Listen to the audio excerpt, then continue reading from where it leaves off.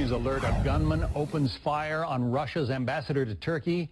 Now multiple reports say the diplomat is dead. That attack happened in our first hour of Happening Now. It happened in Turkey at a photo exhibition during which the ambassador was delivering a speech in the Turkey capital of Ankara. And we are just getting our first photos of the gunman, who wore a suit, as you can see, and a tie, and according to eyewitnesses shouted Allahu Akbar, God is great, in Arabic, before firing several shots. And during this time, he continued a rant. That rant was said in Turkish, however, and that's notable for a few reasons. Joining us on the phone now is Tom Stevenson, a GRN reporter based in Istanbul, Turkey. So, Tom, this happened just a few hours ago. It's about 9 p.m. in Turkey at this time. What's the latest from the local reports?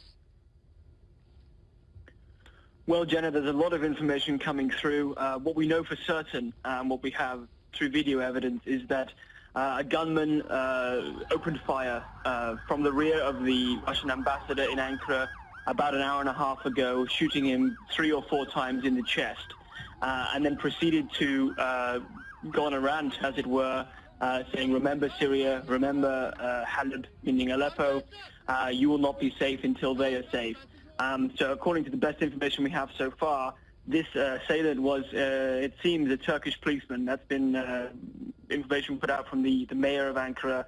We believe, in fact, that his name was Mevlut Mert Altintaş, although that's yet to be 100% confirmed, but looks to be with a high likelihood that he was a Turkish policeman working in Ankara who has now, in fact, assassinated the Russian ambassador there. Tom, just go back to that point. As we're looking at an image of the shooter on our screen, and just so our viewers know, on social media, there is a lot of video of the assassination actually taking place. We don't feel it's appropriate to play at this time, but that's why we have an idea of what actually transpired, that this man that's in the suit is standing behind the ambassador. So somebody that was able to stand behind the ambassador, and then as the ambassador is speaking, you see the ambassador being shot, and he steps forward and he goes on this rant.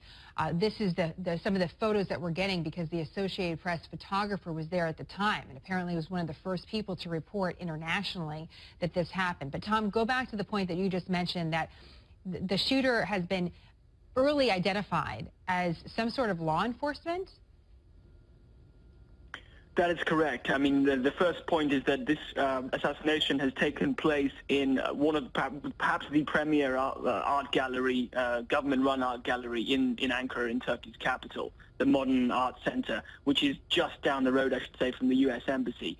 It's got metal detectors on the front. Nonetheless, this is someone who's managed to get through those into the event with a weapon, get behind the Russian ambassador, Mr. Karlov, and fire into him and kill him. It looks very likely at this point that he was, in fact, a Turkish national and a Turkish policeman. Now, after the assassination, he does give a very short snippet of a speech in Arabic, but it's with a Turkish accent. I speak Arabic, and I could barely make it out. It's sort of mumbled. It seems like he is a Turkish national, but one perhaps with jihadist or extremist sympathies of some kind. And of course, Turkey has had its own issues with terrorism, and this is complicated. It's going to be hard for us to unwrap, Tom. But if you could just at a surface level for our viewers, Turkey is a member of NATO. There's certainly been a lot of tensions between Turkey and Russia. What do you think is obviously this is very significant because it's a murder of an ambassador. But talk to us a little bit about the tensions between these two countries, Turkey and Russia. Well, that's right, Jenna. I mean, aside from the significance of course, the murder of an ambassador for the man's family and for the two countries, the fact is that both Turkey and Russia are perhaps the two key international players in the war in Syria. On different sides, they've had a lot of tension between them already. A number of months ago, Turkish forces shot down a Russian fighter plane. That was a huge international incident. This one, of course, is going to have huge consequences. The Turkish defense minister, I should add, was due to fly to Moscow this evening for a summit, which is a trilateral summit between Iran, Turkey, and Russia about the Syrian civil war. I don't know at this point whether those plans are going to go ahead, but it's certainly going to have a huge effect on relations between the two countries. For the Turkish government's perspective, the officials are already trying to present this as, there have been some, in fact, one of the advisors to the president saying that this might be a false flag operation, trying to implicate the United States, perhaps. But it's certainly, however this plays out, there's no doubt that this is going to have huge effects.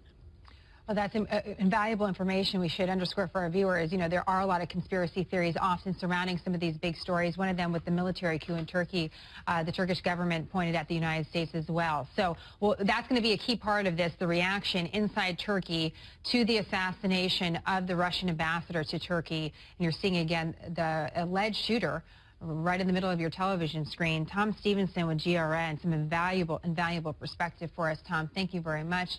We'll get more on this story as it develops, John. Yeah, we will continue to follow that breaking news out of Ankara.